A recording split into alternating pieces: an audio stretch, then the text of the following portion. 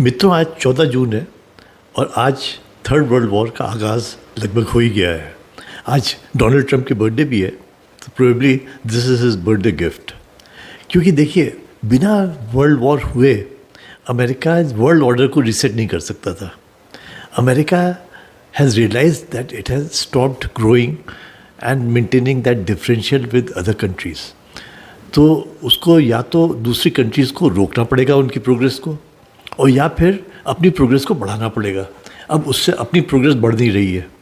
That they have realise कि China जो है, उनकी मैन्युफैक्चरिंग इस समय इतनी एफिशिएंट और चीप हो गई है that America can not compete.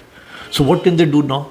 They have to cut down China to size and India to size and all other growing countries to size, so that वो डिफरेंशियल बना रहे, उनकी दादागिरी बनी रहे। And that has started today with the Israel and Iran war.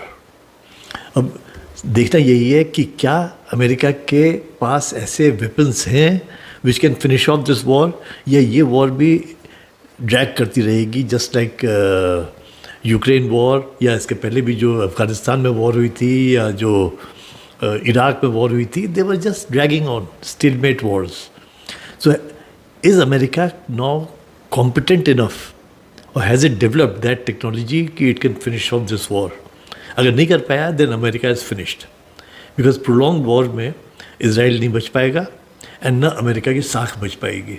तो जो रही सही साख है वो भी ख़त्म हो जाएगी अगले 2-3 दिन के अंदर, unless America can pull something out of their bag. It is like that rabbit out of the hat trick. So let us see what America does. But कुछ भी हो, वॉर भले ही वहाँ हो रही हो, प्रॉब्लम इंडिया को है that oil prices will go up, prices of everything will go up, our GDP will go down, employment problems आएंगी। तो वो सारी problems जो war के effects होते हैं that we'll have to bear because oil is linked to this। मेरी नज़र में foreign tourism and और जितने non essential imports हैं उसके ऊपर गवर्नमेंट को बैन कर देना चाहिए, because we'll run short of foreign exchange now। If we can't export to so many countries, then where will we get our foreign exchange from?